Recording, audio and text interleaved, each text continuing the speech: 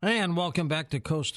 George Norrie with you. Erica Busarheni with us, works with the afterlife, grief, synchronicity, and beyond the grave communication. She examines how our deceased loved ones are often present, but they are invisible, like the love and faith. And here's Erica back on Coast to Coast. Hello, Erica. Hello. It's such a great pleasure to come back. I always love joining the show. I love to hear your voice. I love being up in the wee hours of the night. And we are looking forward to meeting you October 14th in Columbus, Ohio at our live stage show event. Oh, yes. I look forward to having all of Coast to Coast fans come on out. I will actually be doing readings, so you can meet me in person and come and get a reading. And I think it's just going to be a wonderful experience for everybody. You have such a great list of speakers, and it's going to be really fun because we get to dress up, and, I can't wait. How are you going to handle 300 people in line for readings before the show? One at a time. I look forward to it. I love the challenge. Pretty fast, too. Yeah. The show has been delayed 5 hours because Erica's in the lobby doing readings, ladies and gentlemen. Yeah, I could see that happening, but, I'll be there the whole time, so in between breaks, I'll be right outside, so y'all can definitely check me out. How did you get involved in being a psychic medium, Erica? Well, I am like many. It's a genetic thing for me. It sometimes is passed down through heredity, and my mom, my grandmother, and a lot of other family members have that intuition. They don't always work as psychics. But I chose to do it as a profession. But I do believe that psychic intuition, everybody has it, and we use it every day, without labeling it being a psychic or a medium. And what is the difference between psychic and medium? Well, the easiest way to explain psychic and medium to people is the medium is I hear and talk to dead people. The psychic basically reads the energy. A lot of times psychic people will convey messages from spirit or from, as a medium from time to time. They might use divination tools like tarot, automatic writing. But with mediums, we're a little different. We bridge with the spirit world, and that's where the term medium comes from, is we meet them in the middle. And we talk with the dead. They talk to us through telepathy, and they relay messages from heaven and the afterlife. And, I strive to be an evidential medium, as many do, because we don't want to be vague. We want to have the who, what, when, where, how, and the names and all of that stuff that spirit passes on. But that's the simplest thing. I always say psychics are psychics, mediums are born. Not everybody is a medium. But we definitely are just like Sixth Sense, the movie. We see and talk to dead people. Did you get help, assistance from people, or did you teach yourself? I did a little bit of both, George, but, really, honestly, I checked out who taught one of the top mentors at the time. Very impressed with John Edwards, so I reached out to Sandy Anastasi. She is one of the only, I think, ones that he acknowledged at that time that taught him. Your website, your show is full of information, so that's always been helpful for me. I remember looking at photos and just reading all kind of articles throughout the years, YouTube, books. I went hands-on. I went to workshops. I honestly think I obsessed about learning. So if it was out there, I probably looked at it, read it, But, yeah, find a mentor. Mentors have been very helpful for me over the years. By dabbling in the psychic realm, Erica, is it dangerous for some? Do they open up a portal of evil? What's it like? Well, that's a struggle that I had. Most people don't know that psychics can be Christian. I believe in God. And so it was a very difficult step to kind of, because society says, hey, this is wrong, this is anti-Christian or anti-religion. You're going to open some portal. The next thing you know, you're going to be possessed like all the movies. And so that was a fear for me. So what I did was I kind of just remembered that I was born this way. I believe in God. I do believe that, psychic intuition can have a research, a scientific background. So I just kind of took the leap of faith and prayed about it and asked God to guide me. And here I am years later doing the same thing. But, yeah, there are many misconceptions about it being evil, and it just simply isn't. It's really more love than anything. Do you have a preference, rather to be psychic or psychic medium? Well, I do psychic reading, so that's the love relationship career. But I think I'm more known for mediumship, that connection to relaying messages from people that they've lost.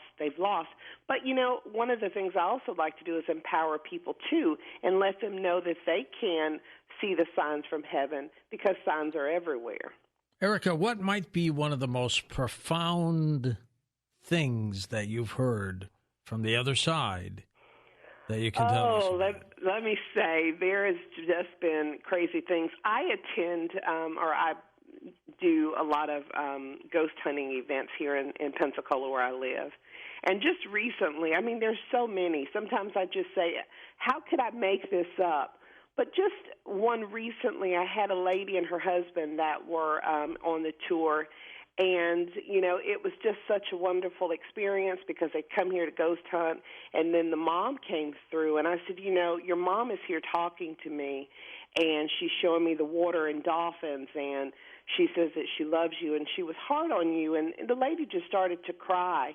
And what I did not know after I relayed all those messages is they were in town to actually, mom had died recently, and they were in town only to place her cremation in the water. And so it was just a healing thing because they hadn't had the best relationship. And we remarked, how did your mom bring you to Pensacola? Because I think she was from Ohio. I said, how did your mom bring you way to Pensacola, Florida, to meet this little chocolate medium to tell you this messages? I said, love it just never dies, does it? And she really wanted you to be healed. And it was a wonderful, moving experience for both of us. That's incredible. And in terms of being a psychic medium, it seems like events that occur kick up more psychic abilities in people who never even knew they had. I'm going to use 9/11 as an example. So many people felt something weird, strange. Not everybody knew what was happening, but they felt different things. What is it about big events that makes so many people psychic? Well, honestly, I think it has a lot to do with the connection to their higher self. I believe that there are a lot of angels that walk among us and ascended masters that kind of help out and pass information. So when a big, event like that happens, and a lot of people die, unfortunately, you've got their loved ones, their ancestry going around, and they're just trying to help other people that might be left, in the aftermath with answers and questions, that they want. So let's say that angel goes to me in Pensacola or goes to you or, another ancestor or family member goes to someone in New York. I just feel like they're there to heal. That's one of the things that they're here on earth for, to help us walk each other home. So when you have a big event like that, you have a lot of helpers. You have a lot of spiritual helpers that are coming in masses to kind of help the aftermath, to heal, to spread love. So that's why I think a lot of people, and even going in that environment, people that don't even know they're psychic, they're empathically picking up on some of the residual energies and the trauma that happened there. So it kind of alerts them automatically. And have you ever come across a situation that you felt uncomfortable with? Most definitely. I have worked, some crime scenes, and there has been a lot of times when I've been asked to go on a crime scene or a death, and sometimes it's a suicide or a homicide. And I relive the death. I'm the victim. I'm being stabbed. I'm being attacked. So there are times, yes, that I have been in situations empathically that have been very uncomfortable. Waverly in Kentucky, the TB clinic, I remembered going down the death chute, and it was just overwhelming, and you just feel all of the energy at one time, and I just burst out in tears. It was so overwhelming, and it was a beautiful thing to be able to feel that, but such a sad trauma as well. Are you sensing or feeling anything now, Erica? I don't really feel anything with you at this particular time.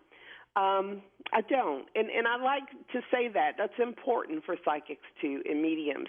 If you don't feel anything, say you don't feel anything. We get in trouble trying to go with ego and being right, and that's a big problem. So at this moment, I don't. But if something happens and I feel something later on throughout the show, I'll make sure I let you know, George. How does it come to you? In what form? Well, a lot of times I will see someone and they'll look very familiar to me. It's their ancestor, their guides trying to get my attention.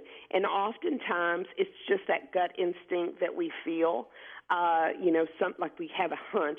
And for me, I'll get goosebumps when I'm around somebody. So I'll say, oh, gosh, some dead person is here right now. And so then I just start to hear them subtly talk to me and relay messages through clairaudience, and then I start seeing things in mind's eye and sometimes in the air, and then my clairvoyance starts. And then a lot of times it's just all the senses, the smell, the taste, the touch, all of that takes over. I am all of the clairs, so I am, just basically bombarded with all this stimuli at one time. Erica Busarhaney with us. Her websites are linked up at coasttocoastam.com. We're going to take calls with her next hour here, and she will, might as well tell you now, she's a psychic and a psychic medium, so she will take calls broadly about just about anything. It could be a missing person, a dead person. It could be yourself, a relationship, a job. What generally do people want to know, Erica? I get a lot of people that book appointments wanting to know if their loved one is okay. It's not always just trauma death, but sometimes people are not able to say goodbye to the loved one. The loved one who passed on, you mean? Yes, because like during COVID, there was a lot of people that passed where they weren't able to say goodbye. So a lot of times family members will just want to know, hey, can they hear me? Can they see me? Do they know I love them? And I needed to say this to them. And then it's just mainly the ability to feel that they can have some sense of closure to understand where they are, that they're not that far away.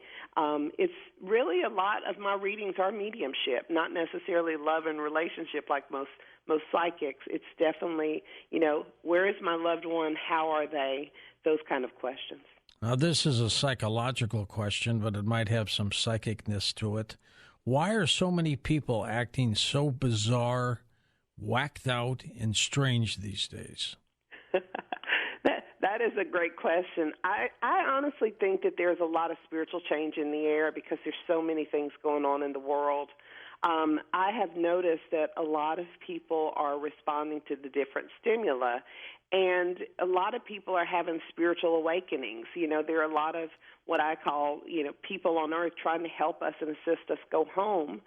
And for some reason, because the world seems to be in such a chaotic state right now, there are all these people around just kind of saying, hey, help. And then there's also people that are dealing with, I would say through empathy, they're dealing with the traumas of everything, and it's just overwhelming. So you're having a lot of people have mental breakdowns. I've seen just some crazy things recently, spiritual attacks. I think it's not the world is ending like a lot of people might perceive. I just feel like there's so much trauma, so much hurting, that there are helpers out there, and then there are also people that are feeding off of that negativity. You've talked about some telltale signs from heaven that would let us know that there's some things going on, like deja vu, synchronicity. What are these? Well, so our loved ones often, our ancestry, they often give us several things to kind of let us know about signs from heaven. And so we'll see symbols, we'll feel things, we'll have, symbols. Symbols could be dragonflies, symbols could be God winks, synchronicities, chills, dreams. deja vu, where you're going someplace and it looks familiar because maybe they had sent it to you in a dream. Maybe they had made it feel familiar because they needed you to know that you were in the right place. A lot of times people will have very vivid dreams that are real dreams, real interactions. Sometimes people will have premonitions. So what I've found is that people's psychic ability will start in heightening if their loved one is trying to reach them, because they're trying to honestly get them to tap into their own intuition and fire me, but definitely to empower them to look for the signs from heaven. But that's some of the signs. I have people tell me all the time, I walk around the house and I see pennies. Is that my loved one? Or a random feather will fly in the air. Is that my loved one? And I say, yeah, they're going to send you all kind of signs from heaven. Look for them. They're everywhere. Is it easy to train someone to become psychic? Yes, because primarily it's just getting rid of the fear that society has that stops us from being psychic, and it's quieting the mind through meditation. It's praying, it's having the intent, and it's just not debunking everything that happens to you. It's recognizing those subtle signs of communication from spirit. And once you're able to quiet the mind, then spirit gives you a lot of different signs. And sometimes there's so much, me and my friends say, are we just making that a sign? Are we just making? No, they're signs, and they happen like that. It's very easy to teach psychic development. It's very easy to teach you to be psychic. It's a little more difficult to teach a person to have more mediumistic connections. Where does intuition, Erica, fit into this? Well, intuition basically is, how we're born. We're born to feel, we're born to see, we're born to hear. We can touch too, especially if you use psychometry, which is like if you wanted to really connect with Grandpa that passed, you could take a shirt of his and hold it. Through prayer and meditation, a lot of times flashes of information or intuition, ESP, will come through. Oftentimes people taste things. They smell things. Smelling is very common. Clairsentient is probably going to be the empathic feeling is the easiest one to relay, but oftentimes people will say, I walk around and I smell cigarette smoke, or I smell my husband's cologne. Is that him reaching out? Is that the budding of my intuition? Is that one of my intuitive gifts? And I say yes. But then to allow us to just feel our gut instinct is probably going to be the easiest form of intuition. I smell Grandma's musty house, that kind of thing, right? Yeah. I always say if they could just let me smell and taste some different foods that I like, I probably wouldn't have to eat as much as I do. Now, you generally don't know the client when they come to you. They give you their name, and that's about all you know, right? Yes, because, I always tell people when you're preparing to get a reading, less is best. You really don't want to tell them anything. I mean, that's why you're paying for a reading. And so when people come to me, all I really get is the booking. They sit in front of me, and I don't want any information, and I will say, no, I can't hear that. No, I don't want to know that. And I just basically use kind of like an automatic writing, and I just start writing things out, and messages start coming, and I just, listen to what they say, and then we keep moving on. And a lot of times there's just some incredible messages of love that come through. We talked about dreams last night on the program, but give me your thoughts on dreams. How powerful are they? They are very powerful. But, oftentimes people will tell me they don't get any dreams from their loved ones.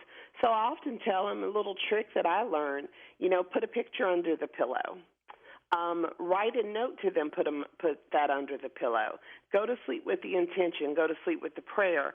Also, don't go to sleep grieving. Go to sleep with love and think of funny things. Let's talk more about that, Erica, when we come right back on Coast to Coast AM.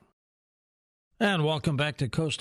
George Norrie with Erica Busahaney. Erica, can we use our psychic abilities in our day-to-day life to make our life better, our businesses better, and things like that? Yes, for sure. I like to tell people, especially with grief, Our loved ones will not stun our grief, but they will give us signs and they'll give us gut instinct. So I like to tell people to tap into their intuition so they can make decisions, because if you're feeling that you want to quit your job, but everything keeps falling, when you apply, maybe you don't get this job, or when you fill out an application, your computer goes down, or all these different things are happening like a domino effect. You have to learn to follow that, because that means something. That's your intuition and your angelic entourage upstairs trying to say, hey, this might not be the right opportunity. Often we don't see those signs. We don't ask questions. And that's the difference between someone like myself. I ask them to assist me. I ask them to guide me. And that's, I think, one of the main reasons why we need to co-create our lives, by using our intuition so that the spirit world can guide us and give us insight when we need it. We're never alone. And there's a lot of people that feel that they're alone. They can tap into their faith and their spirit guidance, and they will assist them in this life process. How many people, though, do not accept their intuition? They don't pick it up? Oh, many. I remember back in the day, am I crazy? How many people start hearing and seeing things, and they're like, I don't want any of this. I'm not insane. A lot of times it's society, too. People don't want to be labeled crazy or evil, or they're afraid of things like psychic attack, the devil, possession. And, religion, let's face it, religion sometimes can make people not want to tap into their abilities because it's forbidden. But I really think it's very important to know that we're all born this way, and that we have the free will to say no to the spirit world, and they have the free will to help if we ask for help. And as we mentioned, Erica is going to be with us in Columbus, Ohio on October 14th, giving free readings out there in the lobby somewhere right before the show starts. Executive producer of the event, Tom Danheiser. How are we going to coordinate this, Tom? Eric, you are going to be very busy, Erica. I am looking forward to it. I want everybody in this listening audience to get tickets to come meet me, and I just think it's going to be a great opportunity to spread. I love to always mention about the kidney transplant that I've had and the extra helper that I have inside of me talking to me. But I think it's such a great opportunity to spread that awareness and meet all of these beautiful souls that are just coming to learn how to tap into their ability and get messages from the other side. So y'all get your tickets online and do that so you can come out and meet me. And where are you going to get your stamina? There's hundreds of people. Well, the thing is the energy does not come from my body because I would be exhausted. This is a soul thing. It comes from spirit. So I technically open up and ask that flow of information to come through. And it never really makes me tired. It doesn't, because it's not of me. But, yeah, I love it. I'm like a girl that loves a challenge, and I've done Dragon Con, and I've had like 500 people in my audience, and I did row to row, person to person until the lecture time was over. So it is a challenge for me. I look forward to it. Erica, does the time of year affect a person's reading? And what I mean by that is we're celebrating Halloween, or what if it was Christmas or anything? Does that affect the outcome if someone comes to you and says, I need a reading? I think someplace like in Halloween would affect it because people are allowed to be a little bit more spooky and weird. They're not afraid. This is fun. So when they're coming with the fun, they don't have the religious connotation of maybe Christmas and doing this and this being sacrilegious. So I think that because they're a little bit more open to the message that might be received, they're more attentive, and then they start thinking, hey, she's a cool girl. The messages of love that she's relating aren't so bad. If she can do this, I can now listen to the different things that happen to me. So, yes, I do think that, sometimes the spirit aligns, that October is a great time for that. I don't think it really has anything to do with the month per se, or shifts in the universe, but I do think that sometimes it makes people a little less leery, because who doesn't love Halloween? That is true. Is there a number one question you get when you do readings to people? Yes. If it's relationship, it's more so, am I going to get married? Those kind of things. Am I going to have children? And I tell people psychics don't always predict the future. What we are is a map of information to help you along guiding your life. So if you go to a psychic and they say, no, you're never going to get married, who are they to define your life? You don't allow that. What good psychics are is we're to empower you, and we're to empower you to do the things that you need to do to move on in your life. So I would say, yeah, of course you're not going to meet anybody if you're staying in the house. What are you doing? Are you going to George's website to meet someone? Are you doing these things? But a lot of times with relationships, it's just, am I going to meet somebody? If it's the other side through mediumship, it's really primarily just spreading that message of love. How is my loved one? What are they doing? I think that's, and if it's a trauma death, are they in pain? Are they okay? Those are the major messages of love and that are transferred from people that I read. I am very excited that you're coming to this show. This is going to be very cool. The last thing I want to ask you, and thank you for spending some time here with me, give me, and he's not expecting this, can you give us a short synopsis of George? What are you getting right now? All right. So I know in the past, George has, this is kind of interesting, George has kind of appeared in my dream. I remember texting you one night and saying, hey, but I don't want to talk about that. But I just feel like that there is a lot of transition coming up with George. You have built such a wonderful network, and we are not going to lose you anytime, so you better not go any place. But I feel like there's some transitioning coming to you in your brand and your business. There is a need for some reason to kind of take a break for a little while and kind of what I'd say do you. But I just see like there's a couple maybe little health things that are coming up, nothing major, worry. But it's kind of time to kind of take a little break for some reason. I don't know why I need to tell you that, but I just see things changing just a little bit, okay? There you go, George. Well, the health thing started today. Do you know that? I didn't. I had a dream about you. I don't know. I have to check my my cell phone. But I had a dream of you, and I was woken up, and I was freaked out. And I think I texted him when I got the dream.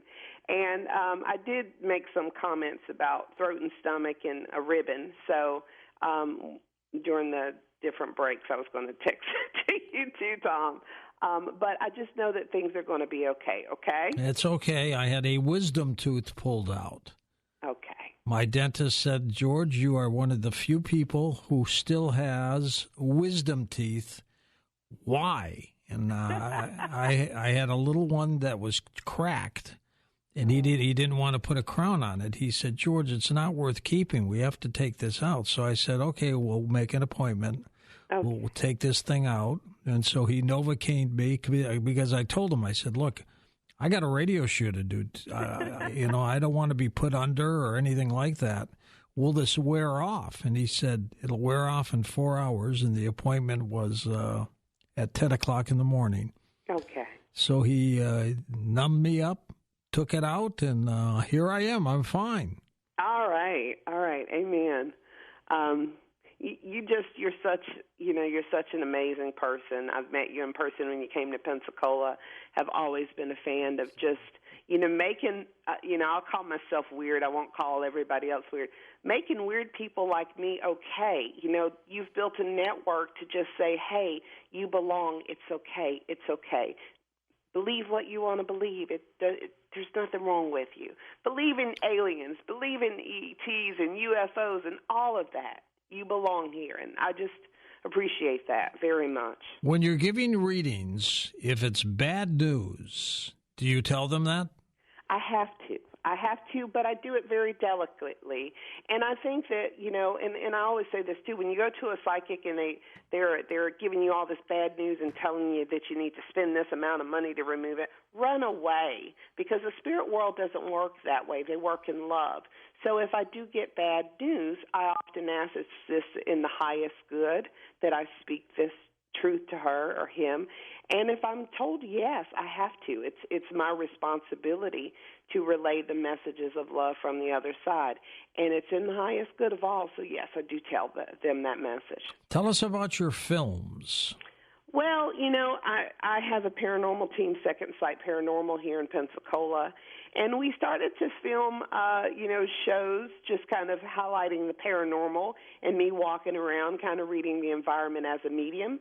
And those shows are available like on Tubi and Amazon and just different networks, and they're available on our website too. But it's really just, allowing someone like me, a person of color, to finally put myself in a platform where people like me can see that being me is not an evil thing. And it's okay to be a black medium, an African-American medium, without the connotations of evil that, I was raised to see us being evil. And so I love to empower people that way.